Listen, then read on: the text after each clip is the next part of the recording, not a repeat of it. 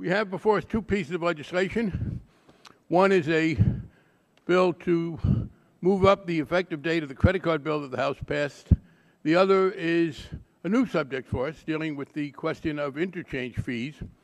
The first of these is somewhat familiar, the second is not.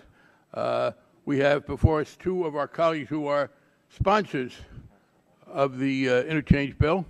We will later today hear from one of the sponsors of the credit card bill. But let me now go to the gentleman from Pennsylvania, Mr. Shuster. I'll go by seniority and recognize him to talk about his legislation.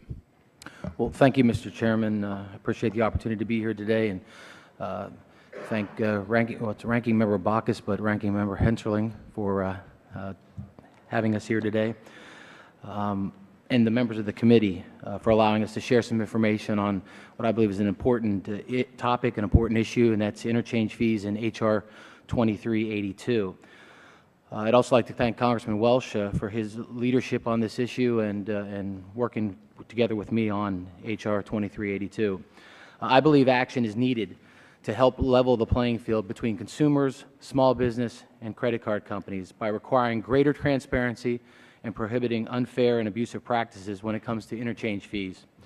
Last summer's dramatic rise in gas prices was a prime example of the inflexibility of credit card companies towards merchants and consumers over the interchange fee. As most of us know, fuel prices doubled, and the interchange fee basically doubled with the fuel prices, while the credit cards did nothing to add value but were able to collect windfall profits because of that.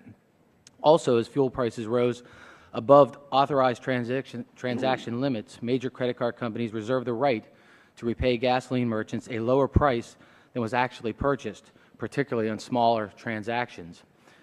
I joined with Congressman Welch to introduce H.R. 2382 to curb this type of practice. This legislation focuses heavily on transparency in the hopes of determining whether credit card companies are pursuing anti-competitive practices. And again, it doesn't prohibit interchange fees. We want to have some transparency and fairness injected into the process. It makes interchange fees subject to full disclosure in terms and conditions set by credit card companies, especially accessible by consumers.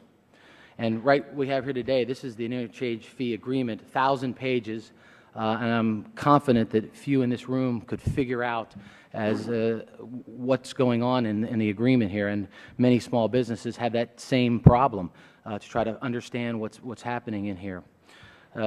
This H.R. 2382 would also prohibit profits from interchange fees from being used to subsidize credit card rewards programs.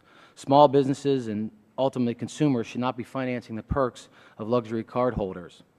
To put the impact of interchange fees into perspective of a business, I wanted you to consider a convenience store chain in my district, Sheetz. It's a real live example. The Sheetz Corporation, which has 363 stores in 6 states, as I said, is headquartered in my district. Last year, Sheetz paid twice as much in interchange fees as they took in net income after taxes.